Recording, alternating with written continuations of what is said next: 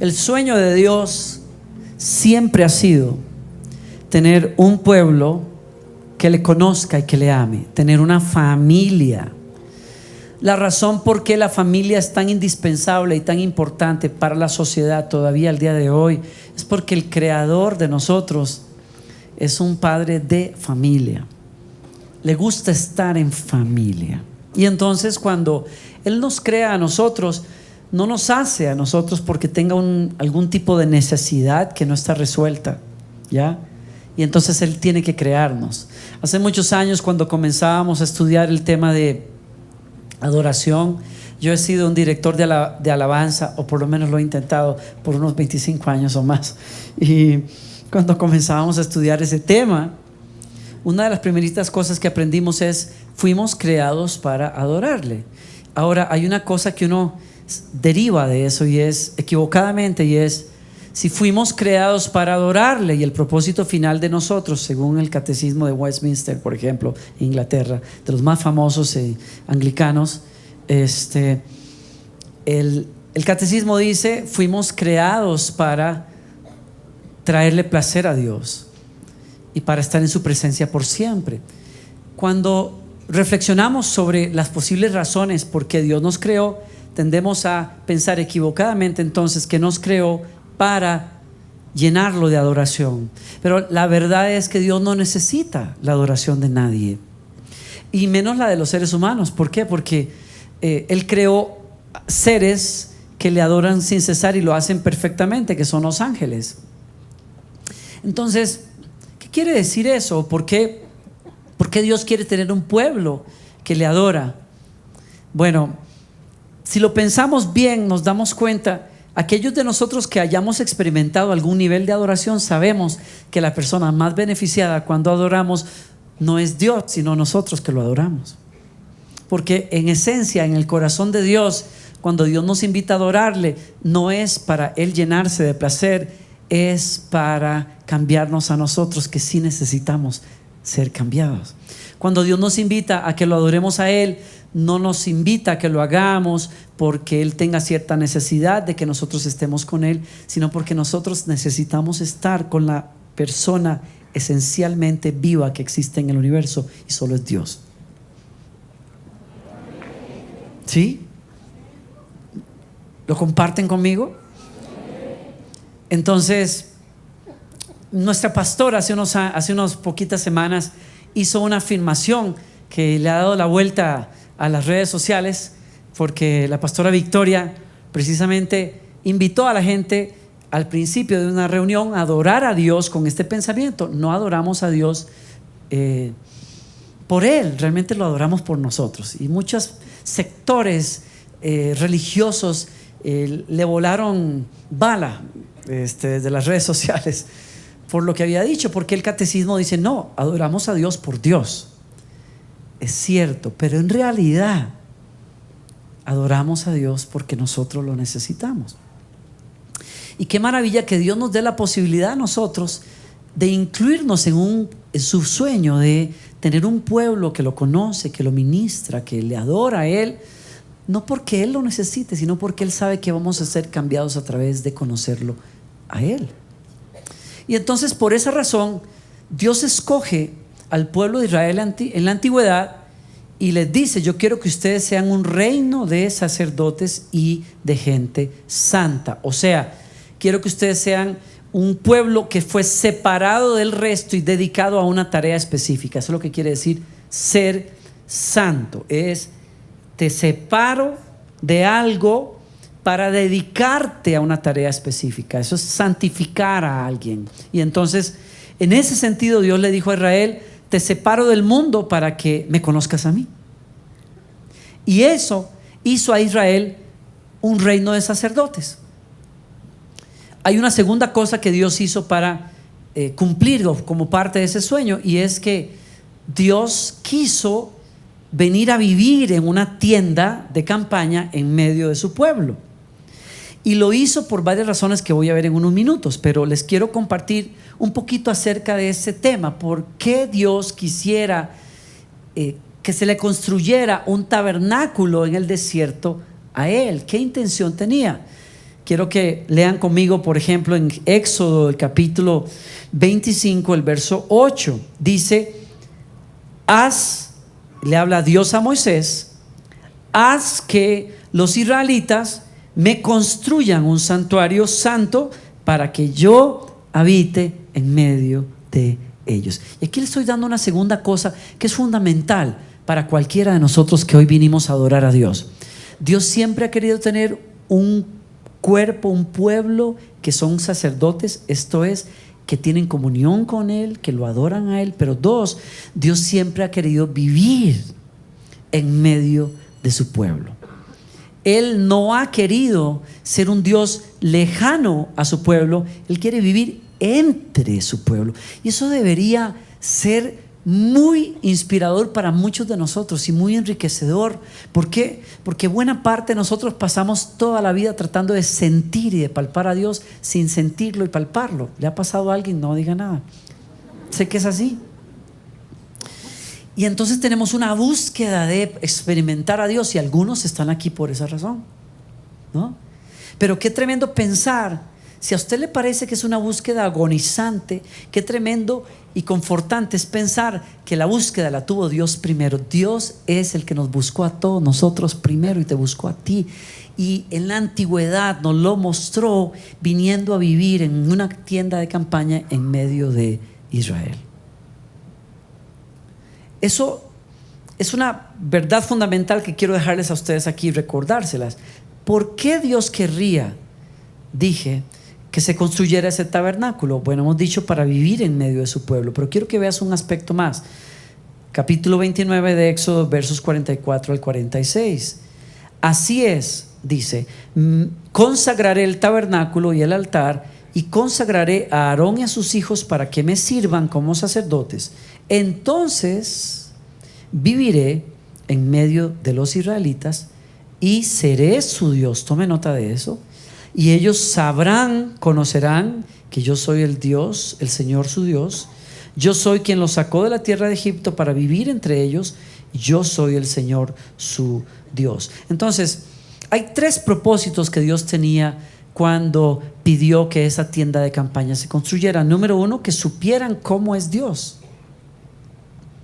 Solo a través de la interacción diaria con Dios ellos podrían llegar a conocer.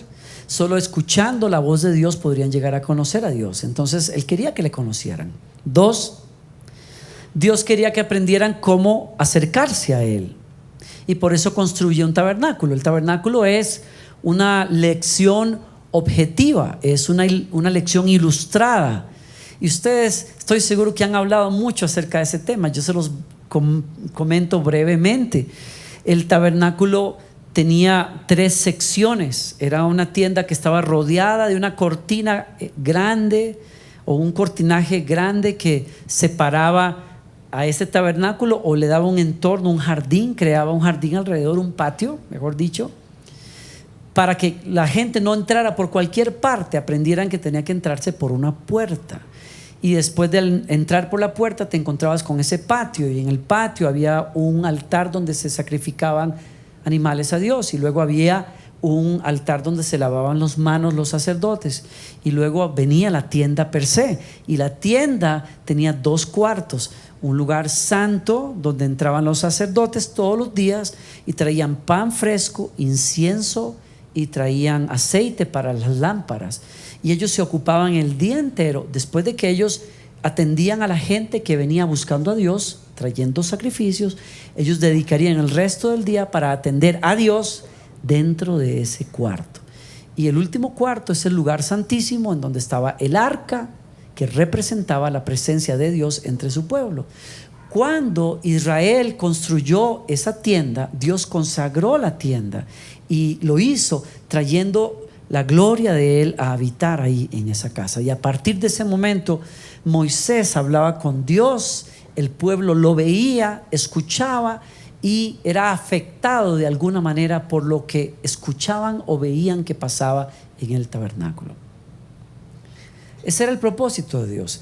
Dios quería que le conocieran, pero Dios también quería que gente que no tenía nada, la menor noción de cómo tratar a Dios, aprendieran a tratarlo correctamente.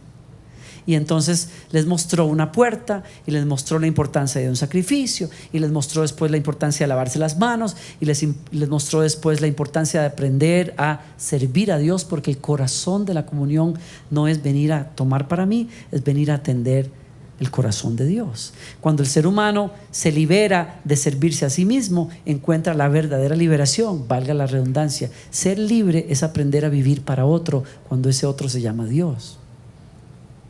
Y finalmente la comunión en el lugar santísimo. Entonces había un propósito, y era hacer una lección visible, gráfica, con olores, sabores, colores, formas, para que la gente pudiera entender cómo Dios quería relacionarse con ellos. ¿Será que a Dios le importan mucho los protocolos? En realidad me atrevo a decir que no. ¿Cómo lo sabe usted, pastor? Bueno, porque si vemos a Jesús, por ejemplo, en el Nuevo Testamento, cuando Jesús anda por la calle, Jesús rompe los protocolos, más bien. Él le permite a los discípulos comer, cortar trigo en el día del sábado, que era prohibido hacerlo. ¿Por qué? Porque tenían hambre. Rompe los protocolos porque le enseña a la gente que los protocolos no son para esclavizar a los seres humanos, es para ayudarlos a llegar a donde tienen que llegar. Las reglas y las normas nunca son para esclavizar a las personas a ellas. Las reglas y las normas son para ayudarles a llegar a donde tienen que llegar. Y como Jesús vio que los discípulos tenían hambre, dijo: pues no hay ningún problema con que agarren unas espigas y se las coman. ¿Por qué? Porque se me van a caer en el camino. ¿Qué es más importante, el hombre o el sábado? El hombre es más importante. Entonces, cuando vino una persona qué sé yo, una mujer, por ejemplo, que lo tocó atrevidamente porque tenía un flujo de sangre que no paraba, y eso la hacía a ella forzosamente estar aparte de ciertas personas, y en este caso de un hombre santo. Un hombre santo no puede estar cerca o abrazar dentro de los rituales de la ley a una mujer que está en su periodo, y en particular en este caso que era algo prolongado. Pero ella con fe rompe el protocolo, rompe la ley, quizás ni la conoce, simplemente se deja mover por la sed que tiene de sanidad y toca a Jesús. ¿Y Jesús qué hace? La sana. Rompe otra vez el protocolo, y así puedo seguir. La mujer que entró en el cuarto donde Jesús cenaba con sus amigos y ungió sus pies, y Jesús detuvo a los criticones, rompe otra vez, por decirlo así, el protocolo. Y entonces esto me da una idea clara de que a Dios no le importan tanto los protocolos, pero sí es importante enseñarle a la gente cómo tratarlo a Él. Porque si usted no sabe cómo tratar a las personas, usted rompe la confianza, y cuando se rompe la confianza se pierde la relación. Entonces, ¿qué hace Dios? Pone un tabernáculo y le enseña a la gente a acercarse como Él quiere que le adoren. Estamos claros en ese punto. Otro punto que es importante entender: ¿por qué había un tabernáculo? Bueno, porque ¿no se ha dado cuenta usted que todo el mundo cree saber cómo puede adorarse a Dios a su manera? ¿No se ha topado usted con gente que dice: ay, no, tranquilo, que los cristianos dicen que hay que ir al templo, que hay que ir allá? No, yo adoro a Dios a mi manera. ¡Wow! Tremendo. Acabamos de descubrir a la última revelación esotérica del mundo occidental, algo así, ¿no? Su vecino, que dice: yo tranquilo, yo nada más cuando el sol está ocultándose, entonces yo sé qué hacer, y yo tengo unas piedras que traje de Machu Picchu y qué sé yo. Todo el mundo tiene ideas de cómo es que ellos pueden llegarle a Dios o sentir la espiritualidad. Y hoy si usted busca espiritualidad en internet, usted se queda loco de las barrabasadas que la gente dice. ¿Qué hace Dios? Dios dice: no, señores, yo quiero estar con ustedes, pero ojo, para estar conmigo ustedes tienen que aprender a conversar conmigo. Yo no soy el man de usted, yo soy el creador del cielo y la tierra.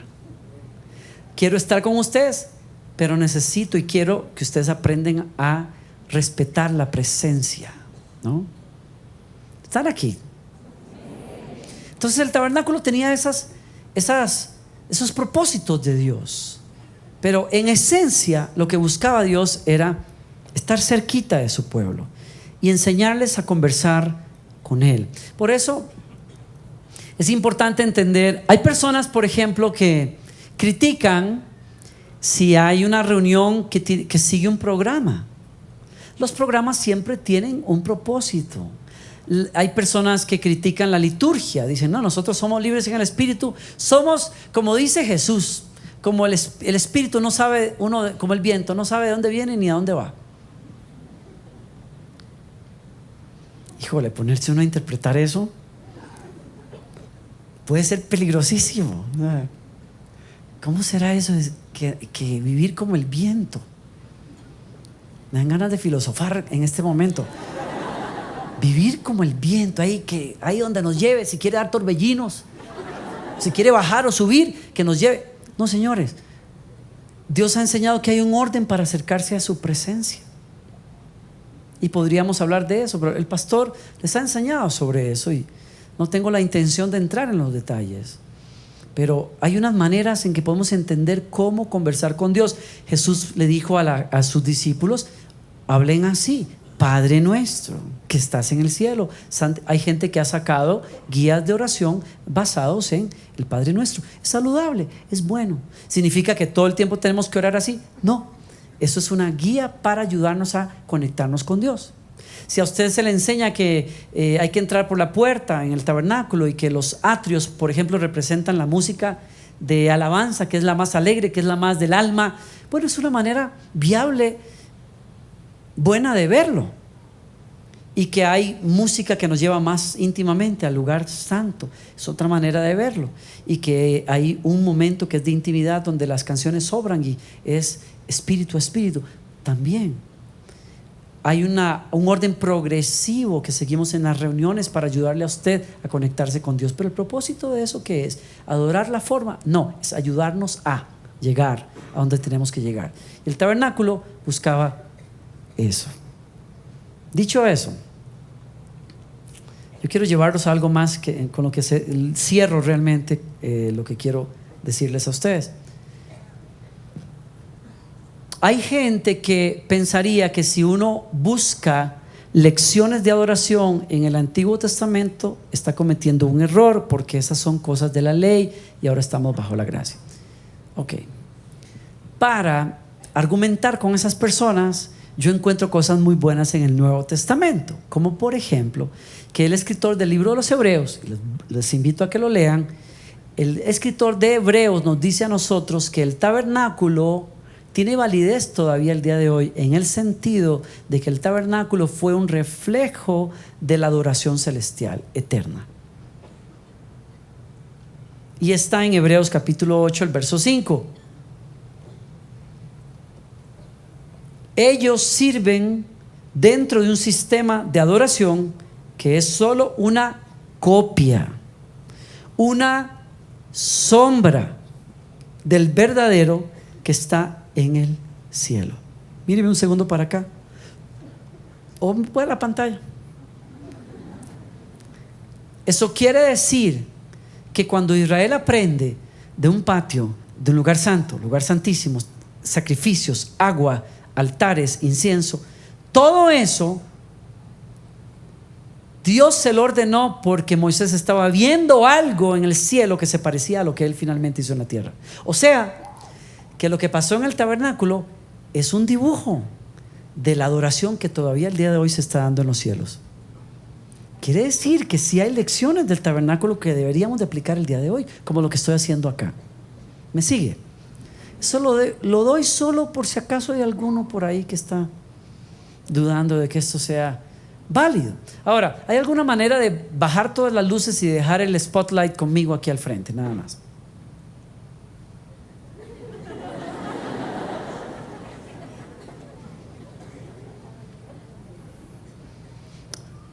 Yo sé que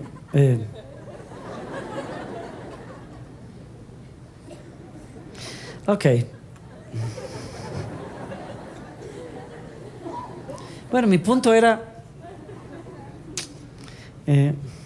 tal vez serviría que alguien más alto hiciera la analogía para que la sombra se fuera hasta allá, pero la mía se queda como por aquí. ¡Qué lata! Eso era lo que trataba de hacer. Es que hay dos luces. Podemos dejar solo una para que ustedes simplemente veamos eso. La sombra, mi sombra, alguna de mis sombras por ahí. Imagínesela entonces.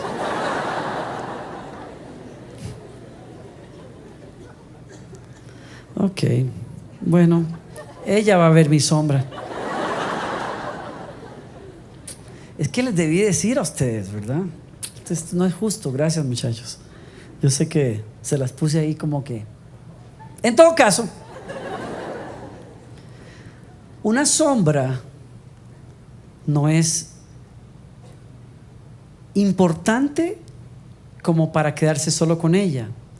Porque si usted al ver una sombra le gusta la forma que ve, usted se va a sentir atraído a conocer lo que produce esa sombra. ¿Sí o no? Ese es mi punto en esta noche. La sombra maravillosa, lea la Biblia, lea el tabernáculo, todo lo que había allí. Vea eso, pero acuérdese, todo era una sombra. ¿Una sombra de qué, pastor? Vayamos al grano. Ahí se las tiro entonces. ¿Por qué? Porque la tienda en el Antiguo Testamento hablaba de un deseo de Dios, tener una casa entre los humanos. Ese sueño se cumplió años después, cuando Dios se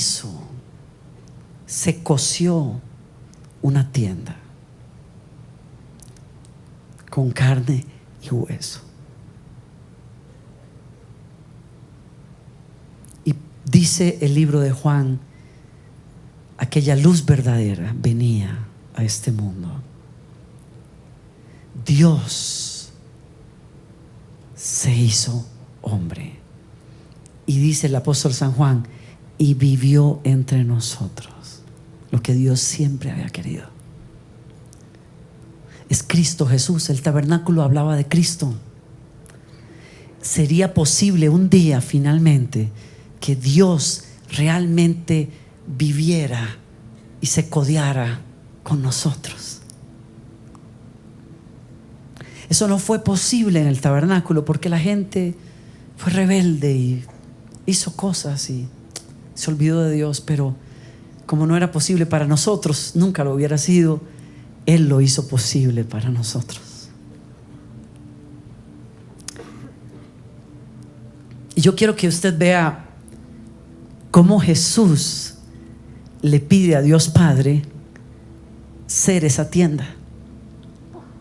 Yo sé que esto suena medio elevado por allá, pero es muy sencillo. No sé si usted alguna vez se ha leído la Biblia por muchos años. No sé si usted alguna vez trató de imaginar cómo habrá sido esa junta en donde Dios Padre y el Hijo acordaron que ya Él iba a hacerse un embrión en el vientre de María. Lo que usted está a punto de leer fue la minuta y lo que se escribió en esa junta. Me encanta. Hebreos capítulo 10, versos 4 en adelante. Jesús le está hablando al Padre y le dice: pues no es posible que la sangre de los toros y de las cabras quite los pecados. Escuche, por eso cuando Cristo vino al mundo le dijo a Dios. ¿Está viendo eso? ¡Qué belleza! Wow. Dice: tú no quisiste sacrificios de animales ni ofrendas para el pecado, pero me has dado un cuerpo para ofrecer. Porque los sacrificios de hombres jamás podrían lograr lo que este cuerpo sí va a lograr: perdón de pecados. Y luego en el verso 7 dice: aquí estoy, oh Dios, he venido a hacer tu voluntad, como está escrito acerca de mí en las Escrituras. Y ese es Jesús diciéndole: como yo sé que no hay sacrificio que bastara, ni tienda que pudiera lograr esa conversación, yo te pido, dame ese cuerpo.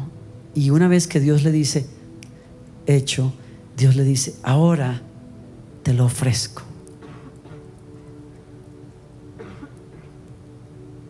Hazlo una tienda de tu presencia, para que los humanos puedan ver cómo tú eres, cómo tú hablas. Y deja que esa tienda rompa las barreras cuando se parta en dos en una cruz. Y entonces ellos pueden entrar a donde siempre has querido que entren. Ese fue el sueño de Dios y se cumplió en Cristo. Cristo es la tienda. Y en Colosenses capítulo 1 verso 19, y termino acá, o voy un versículo más después de ese y termino acá. Les leo Colosenses 1, 19 al 23. Oigan esto: pues a Dios en toda su plenitud le agradó vivir en Cristo. ¿Están viendo eso?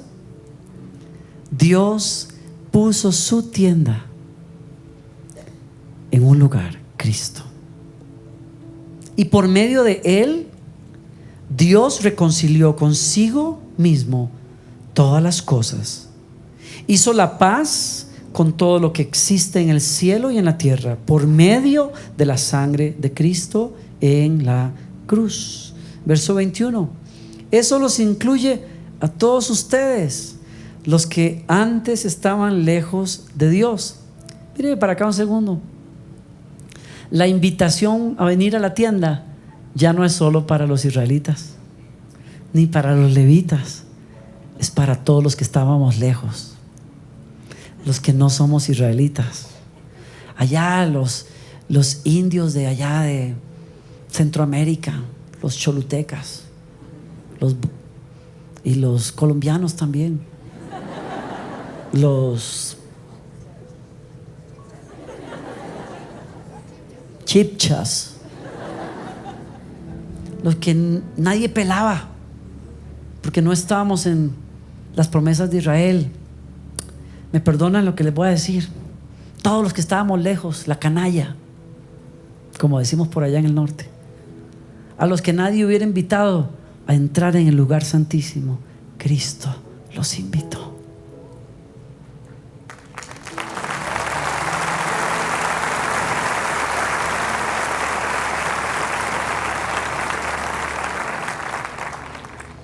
Esto los incluye a todos ustedes que antes estaban lejos de Dios, eran sus enemigos, estaban separados de Él por sus malos pensamientos y acciones.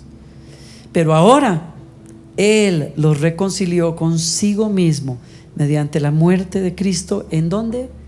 En su cuerpo físico. Lo que el tabernáculo de Moisés no pudo lograr, la segunda tienda sí, porque en esa tienda se partió el velo.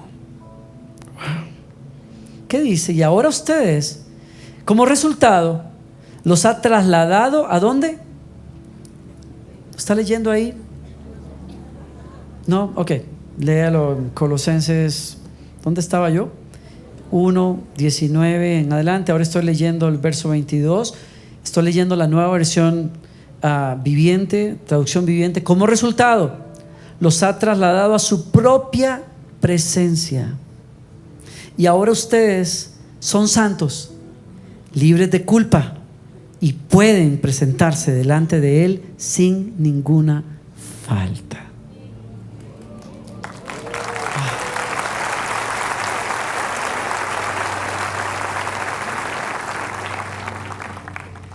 Miren, el tabernáculo hablaba tanto de esta realidad que si usted ve dónde se colocó el tabernáculo, usted entendería perfectamente el mensaje también, porque el tabernáculo, Dios dijo, pónganlo en medio de mi pueblo. Y fíjense cuál fue la instrucción de Dios: 3 tribus al este, 3 tribus al occidente, al oriente, 3 tribus al norte, 3 tribus al sur. Y cuando usted ve eso, 3 arriba, 3 abajo, 3 a la izquierda, 3 a la derecha, ¿qué hay? En el mero centro del propósito de Dios. Porque la única manera en que usted puede vivir en comunión con Dios es a través de esa cruz. Y termino ahora sí con esto. Váyase a Hebreos capítulo 10, versos 19 al 22. La invitación para todos nosotros. Así que Hebreos 10, 19 al 22. Así que, amados hermanos, podemos entrar con valentía en el lugar santísimo del cielo. ¿En dónde? En el lugar santísimo del cielo. ¿Cuántos hubieran pagado algo por entrar en el lugar santísimo de la tienda de Moisés? Pero no podían. A usted Dios le dice: entre con valentía en el lugar santísimo del cielo. Wow. Por su muerte, Jesús abrió un nuevo camino, un camino que da vida. Míreme para acá un segundo. La primera vez que yo fui a los Estados Unidos, hay varias cosas que me sorprendieron y otras me daban risa. La verdad que algunos de los avances de la tecnología me daban risa. Pues yo decía: qué gringos más vagos estos. Por ejemplo, ¿usted no se ha dado cuenta en los grandes aeropuertos que la gente sale del avión y está deseando encontrarse ¿cómo se le llama? La cinta esta, y se paran ahí van? Yo decía: qué gringos más vagos. Con razón están así como están. ¿Por qué? Pues no quieren ni caminar, no quieren caminar, van a jugar golf y están montados en sus carritos ahí. O sea, los europeos caminan en los campos de golf y jalan sus instrumentos y todo. Los gringos no quieren andar en su carrito ahí. Pero me llamó la atención la franja. Se paran ahí van. Porque está diseñado. Ahora que viajo tanto, muchos años después, bendigo a Dios cuando encuentro una. Especialmente en el aeropuerto en Miami, porque eso es eterno. Y uno viene molido, cansado, a veces después de un viaje de 8 horas, y uno dice: ¿a qué horas llego yo a las aduanas de este país? Dios mío, ¿por qué todo lo tienen que hacer tan grande? Hasta que me paro en una cosa, ahí voy yo. Feliz de la vida. Porque esa franja está diseñada para que si tú te paras ahí, te lleve a donde estás supuesto ahí. Y Jesús nos abrió un camino que es capaz, que cuando tú te paras en Jesús y confías en Él, de fijo te va a llevar a un lugar donde conozcas a Dios. Me encanta eso.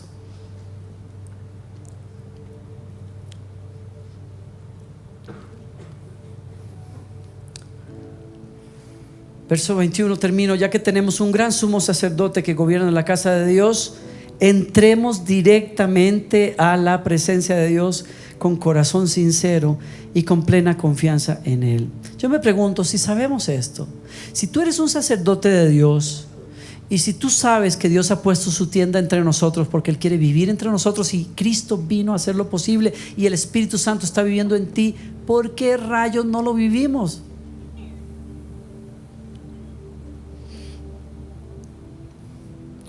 No los estoy regañando. Yo me regaño. Le leo algo que decía Colosenses al final, capítulo 1, verso 23. Pero deben seguir creyendo esta verdad y mantenerse firmes en ella. ¿Oyeron eso? Hay 3 cosas que necesitamos. Uno es: Dios nos ha dado el acceso, pero necesitamos aprender el protocolo. Y por eso estamos en un buen lugar. Aquí aprendemos a accionarnos dándole gracias a Dios, alabándole, quitándonos del centro, poniéndolo a Dios, consagrándonos a Dios, dejando el pasado atrás. Aprendemos a tener fe en el Señor, aprendemos a buscar la santidad, etcétera, etcétera. Estamos en un lugar donde estamos apasionados por la presencia de Dios. Y si usted no sabe, aquí le enseñamos el protocolo de la gracia de Dios que lo lleva a usted directitico hasta el lugar santísimo.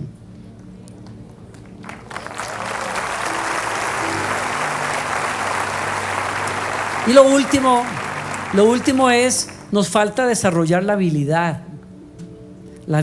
para conversar con Dios, la habilidad para adorarle, la habilidad para interpretar la vida desde la perspectiva de Dios. Y por eso estamos aquí también. Para eso estamos aquí. Practique.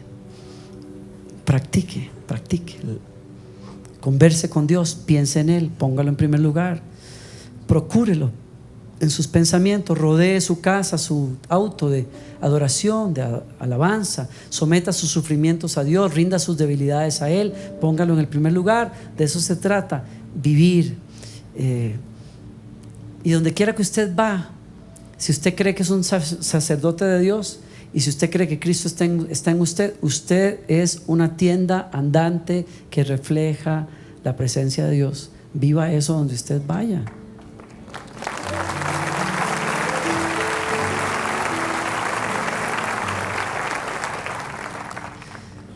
Dios quería estar cerca y está, y más cerca no podría estar. Dios puso su tienda en usted. Si usted tiene a Cristo como Señor y Salvador, Él está ahí. Solo que usted tiene que desarrollar la habilidad de ser eso, una tienda donde Dios vive. ¿Ok? Desarróllelo. Pero si usted no tiene a Jesucristo en su corazón, dele ese lugar hoy. Él está tocando a la puerta y Él le dice: yo quiero entrar. Jesús está cerca. Ahora, si usted me dice: pastor, qué bonito todo eso, pero yo no siento a Dios cerca. ¿A mí qué me importa? Yo a veces no lo siento tampoco. Pero sí le digo una cosa: permanezca firme en esa verdad, y la verdad va a traer la realidad. ¿Me permiten una anécdota? Mi tiempo ya se fue, estoy en los minutos en regresiva.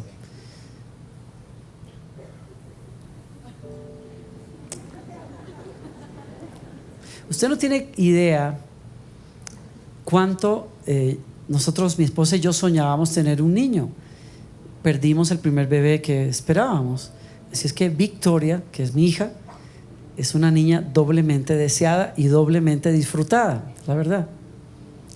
Y la otra cosa que yo deseaba cuando ya Victoria había nacido es escuchar cómo hablaría Victoria. Y habla hasta por los codos ahora. Pero en ese entonces yo no sabía, yo deseaba, yo me preguntaba: ¿cómo será el día que mi hija me hable? ¿No? Y su mamá le enseñaba mamá, mamá, y yo le decía papá, papá. Y yo me di cuenta que el golpe del papá le gustaba. Yo decía: tengo ventaja aquí. Y una mañana mi esposa le había dado de comer y se quedó ahí en la camita con nosotros. Ella tenía algo aquí al lado, pero se quedó entre nosotros dos. Y ya el sol estaba saliendo, pero yo estaba en mi sueño más profundo, y me trajeron del séptimo cielo cuando a lo lejos yo escuché una voz que decía: papá. Fue lo primero que mi hija dijo. Yes. No le digan a mi esposo. Pero me sacudió por dos razones. Porque yo anhelaba mucho escucharla, y dos, porque estaba lo suficientemente cerca. Y esas dos cosas se cumplen contigo y con Dios. Dios anhela escucharte porque eres su hijo. Y dos, estás demasiado cerca como para que Él no te escuche. Estás entre el Padre y el Hijo.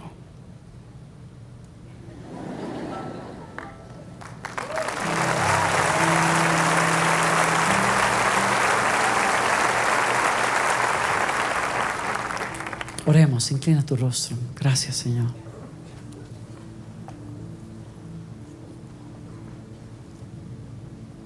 Gracias, Señor. Tú estás aquí, Señor. Gracias por venir a hacer tu casa entre nosotros. No querías estar en una esquina, querías estar en el centro, al alcance de todos tus hijos. Que cualquiera que quisiera buscarte pudiera encontrarte. Gracias te damos porque viniste a hacer lo mismo con Cristo. Y ahora tu tienda está donde quiera que haya alguien que cree en ti. Y yo creo en ti. Dile conmigo: Señor, gracias, porque sé que estás cerca y sé que yo estoy cerca. Yo soy la tienda donde tú vives. Gracias por eso. Ayúdame a vivir en esa realidad todos los días de mi vida y a disfrutar ser el lugar de tu presencia.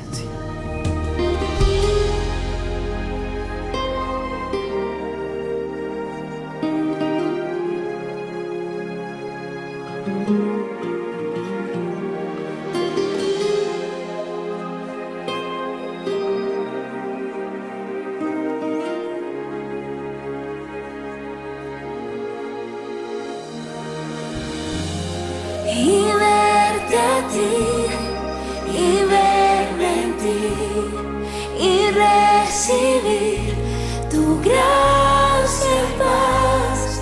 Mi corazón dichoso está.